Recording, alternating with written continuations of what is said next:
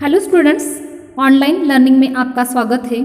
आज हम चित्र वर्णन यह रचनात्मक व्याकरण का लेखन कौशल्य का भाग पढ़ने जा रहे हैं। बच्चों, कक्षा तीसरी से लेकर या चौथी से लेकर 10वीं तक भाषा विषय में व्याकरण में चित्र वर्णन यह भाग होता ही है।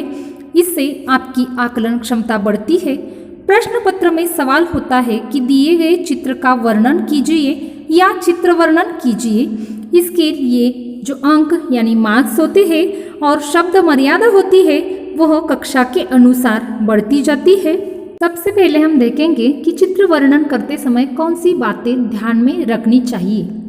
देखो, ध्यान रखने योग्य बातें, चित्र को ध्यान से देखना व समझना चाहिए। वाक्य छोटे व विषय के अनुकूल होने चाहिए।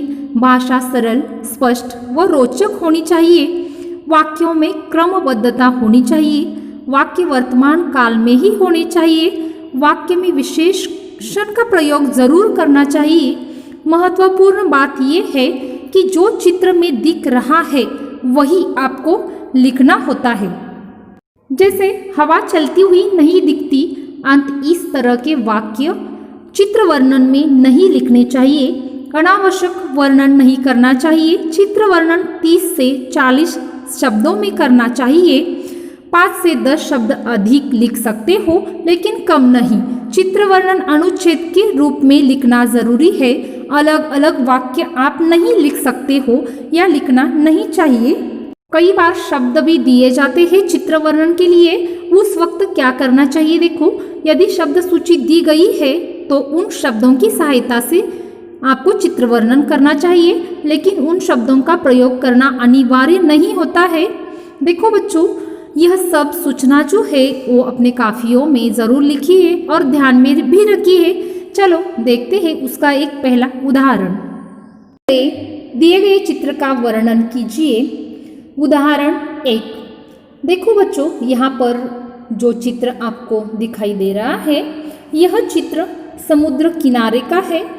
यहाँ पर एक लड़का गेंद खेल रहा है। बच्चे रेत में किला बना रहे हैं। देखो, और कई बच्चे यहाँ पर समुद्र में पानी में प्लास्टिक रिंग के साथ तैर रहे हैं। गुब्बारे वाले के पास 6 गुब्बारे हैं। पंछी आकाश में उड़ रहे हैं। समुद्र में दूर तक एक जहाज दिखाई दे रहा है। समुद्र के तट पर नारियल के पेड़ है। बच्चों, आपको इस चित्र का वर्णन इस तरह से अपने काफियों में लिखना है। देखो, चित्र वर्णन, यह चित्र समुद्र किनारे का है। लड़का गेंद से खेल रहा है। बच्चे रेत में किला बना रहे हैं। गुब्बारे वाले के पास 6 गुब्बारे हैं। बच्चे पानी में तैर रहे हैं। समुद्र में दूर एक जहाज दिखाई दे रहा है। समुद्र के तट पर नारियल के पेड़ है। इस तरह आपको यह चित्र वर्णन करना है। उदाहरण 2। दिए गए चित्र का वर्णन 20 से 30 शब्दों में कीजिए। चित्र देखो बच्चों, आपको चित्र देखने पर ही समझ में आ गया होगा कि यह एक उद्यान का चित्र है। देखो वर्णन कैसे करते हैं। यह दृश्य एक उद्यान का है। यहाँ किसी विद्यालय के बच्चे और अध्यापक विद्यालय की ओर से पिकनिक मनाने आए हैं। एक अध्यापक बच्चों के खाने के लिए लाए सामान को स्कूल बस से ला रहे हैं और एक अध्यापिका हाथ में फलों की टोकरी लिए एक बालिका को कुछ बता रही है। 2 बच्चे सामान रखने में अध्यापकों की मदद कर रहे हैं और कुछ गेंद के साथ खेल रहे हैं। बच्चे बहुत खुश लग रहे हैं। इस तरह विद्यालय द्वारा बच्चों को पढ़ाई के साथ साथ दूसरी गतिविधियों में भी शामिल करना बच्चों के सर्वांगीण विकास में बहुत मदद करता है। इस तरह आपको इस चित्र का वर्णन करना जरूरी है। उदाहरण 3। ये देखो चित्र कौन सा है और इसका वर्णन किस तरह से करना चाहिए।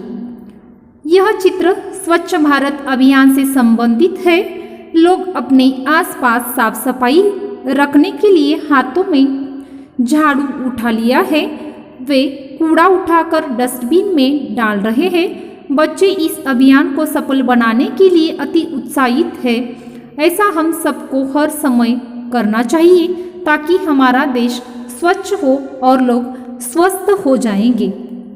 देखो बच्चों, आपको चित्र वर्णन यह व्याकरण का भाग समझ में आ चुका होगा। आपको मैं गृह कार्य के लिए 2 चित्र दे रही हूँ, उसका चित्र वर्णन अपने मन से अपने काफियों में करना है। देखो, चलो देखते हैं गृह कार्य। गृह कार्य देखो बच्चों, दिए गए चित्र का वर्णन 30 से 40 शब्दों में कीजिए। बच्चों, यह चित्र देखकर आपको चित्र वर्णन बहुत अच्छी तरह से बहुत सुंदर हस्ताक्षरों में अपने काफियों में करना है। धन्यवाद।